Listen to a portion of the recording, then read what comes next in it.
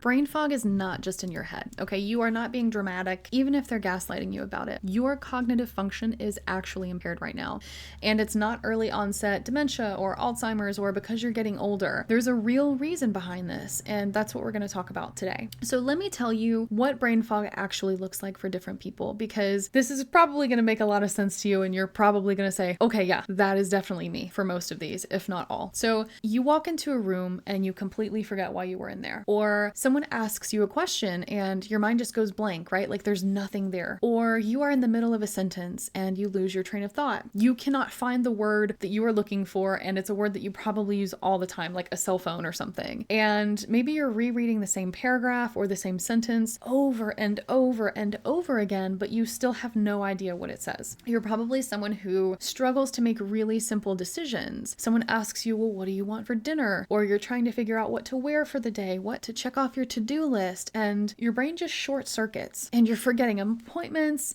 You forget conversations that you had yesterday. You probably can't even remember what you had for breakfast, if anything. And you're probably someone who stares at a computer screen or stares at your phone, and you have things to do. So does that sound familiar? Because I know it sounds familiar for me. Like when I was in that bedbound state, and even when I was coming out of it, brain fog was one of my biggest symptoms. What you need to understand is this is not happening because you're not trying hard enough, and it's not you're getting older or early onset dementia, etc. Your brain is doing exactly what it was designed to do when you are under stress for too long. Mental, chemical, physical, spiritual stress, okay? Not just an argument with someone or not just work pressure. There's a lot more types of stress that still all trigger the stress response system. Same chemical reaction every time. So your brain runs on resources, things like glucose, oxygen, neurotransmitters, energy, hormones. All of these things help your brain run. And when you are in chronic stress mode, all of those resources get diverted to survival. So your brain says, hey, nothing else is important right now,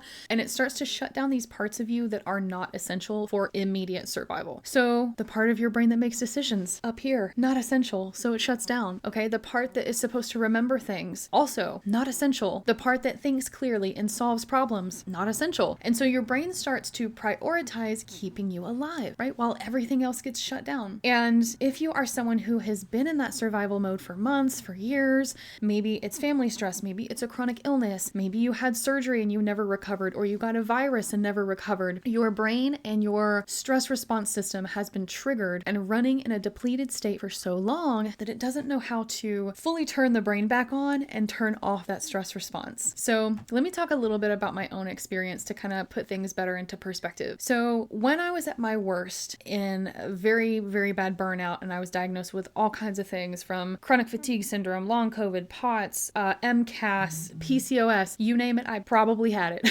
Okay.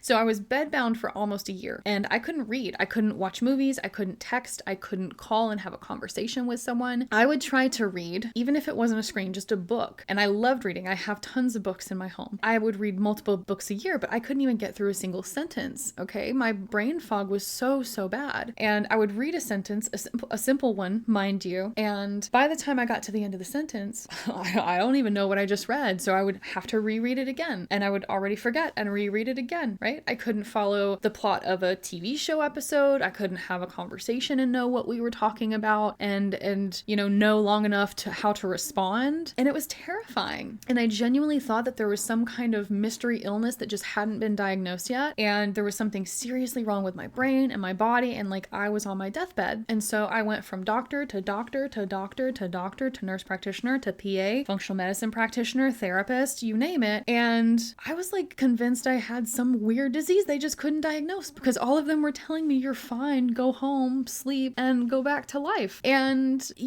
granted, they did diagnose me with some things like I mentioned, the long COVID and the MCAS and stuff, but all they were really telling me was rest, right? You need sleep, you need to de-stress, go home and figure it out, basically. And here's some medicine for anxiety, and that was pretty much it. What was actually happening was that my brain was so depleted from chronic stress, because I had so much stress in my life. I had just graduated with 3 degrees at 27. I was trying to get out into my career field and I was working overtime and also trying to work another job all weekend long to make extra money because I bought a house and like all of these things. And I had like no social life and I had all of these responsibilities, all of these bills. And I'm not saying this to like say, oh, I'm such a victim and like, oh my God, I had it so much worse than anyone anyone else, but I want to put things into perspective. Like, there was stress coming at me from different directions. And then I also had a partner that was very, very toxic, diagnosed with BPD. And once I really started to understand that all this really was happening because of stress, because I wasn't managing it properly, I wasn't setting boundaries properly, I wasn't learning to say no, I wasn't taking care of myself, and I was using all of my resources and all of my energy to take care of everyone else around me, well, everything started to change. And I started kind of, figuring out how to make progress on my own. So now you're probably thinking, okay, great. So my brain is in survival mode. What the heck do I even do about it? You can't just think your way out of it. You can't take a medication. You can't take a supplement. That's not how it works. Okay. We have to change our identity to an extent. Okay. Not like the core of you, but we do have to kind of shift who we are, right? Because the old you, the one who was sick for a very long time, the one who didn't know how to set boundaries, didn't know how to say no, who took on everyone else's burdens and responsibilities, that person is not going, or that version of you is not going to be able to be carried into a future life with you. Okay.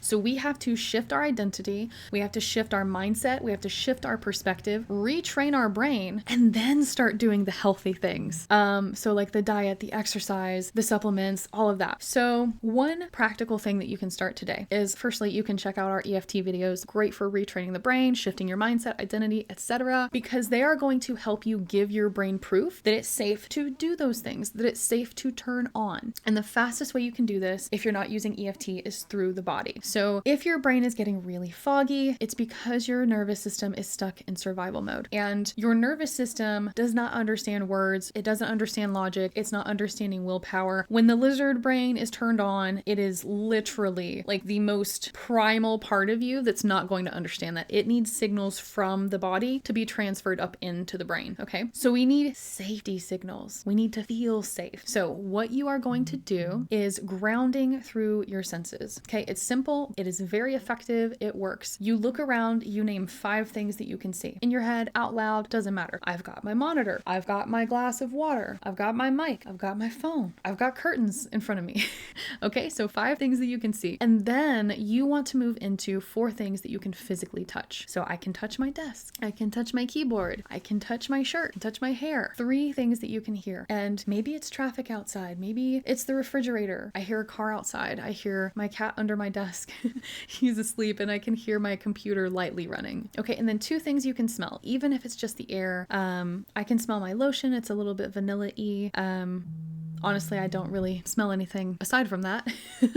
And if you can't name 2, that's okay. Just move on. And then 1 thing you can taste. So I just had a cherry mango smoothie. I still taste some of that. It was delicious. Okay. That's the whole practice. So what you're doing there is you are bringing your nervous system here into the present moment and giving your brain sensory information that reassures it that you are here, that you are safe, that you don't need to be in survival mode right now. Because when your brain shifts out of survival mode, it can use resources to actually work, right? To turn on the decision making, to turn on the memory center, all of those things. So when you do this regularly, or you're doing our EFT sessions regularly, once a day, twice a day, your brain starts to come out of that fog a little bit. So if you haven't checked out our EFT, I do encourage you, probably there are going to be some for brain fog, but the best one is going to be the 30-day nervous system reset. It's going to be in a playlist. I'll link that for you below as well. But the thing is that brain fog doesn't have to be permanent, right? It feels permanent, probably because you've been in it for so long and you might not even remember what it's like to think clearly, right? Because when I was there and I was bedbound for a year or almost a year, struggling to even process 1 sentence on a piece of paper, it felt like a life sentence, right? Like it felt permanent. But your brain can heal. It is plastic. It is neuroplastic. Your cognitive function can come back, but it needs that safety and it needs that rest. And it needs you to stop pushing so hard and start surrendering and supporting it. So I know a lot of you are probably thinking, well, I don't have enough time to sit here and do all of these exercises.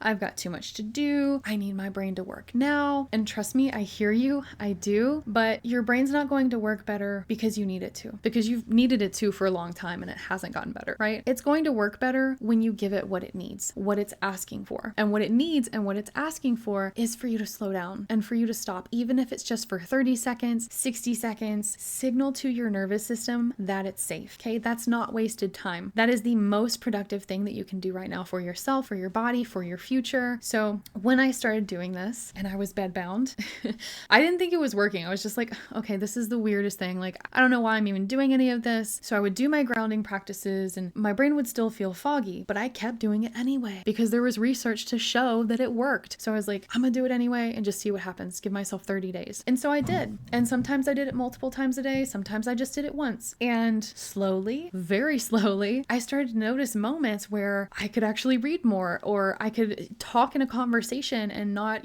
have these moments where I couldn't even think of what the next word was, or I couldn't figure out how to respond. And at first, maybe it was only for like 1 or 2 minutes that I would have these moments. And then it was an hour. And then it was half a day. And then before I knew it, I was feeling like a normal human being again. And now I can read. I can read books. I can read productivity books. I can read fun fictional books. Right now, I'm learning 2 new languages, trying a third one too, because I enjoy that. But anyway, but I'm not perfect, right? I still have days where my brain gets a little foggy, and especially on the days that I'm stressed out or I'm not sleeping well. And that's okay. That's normal. But I'm not living in that constant fog anymore where it's just every single day, all day long. And that's totally possible for you too. So what I want you to take away from today is your brain is doing what it's designed to do. And I know it sucks. I know it's scary, especially when it's been happening for a long time. But you've been under stress for a very long time, right? Again, mental, physical, chemical, spiritual, emotional, all kinds of stress. And the fact that you are here and you are listening to this, and the fact that you are trying to understand tells me that you haven't given up. So you're still fighting and you're still trying to figure this out. You're still trying to find a solution because you want it and you need it and you deserve it. And so I am so proud of you for that, because I know it's really hard and it's really scary and it's frustrating when you used to be so sharp and witty and smart, and now you feel like this shell of yourself and you feel like you've lost your personality. But this is not who you are. Okay, this is what's happening to you right now, but it's not who you are, and it can change. You just need support. You just need to continue practicing healthy things for your brain and for your body, and be involved in a community that understands what's happening with your nervous system and that can support you. If you are someone who has been living with this brain fog for so long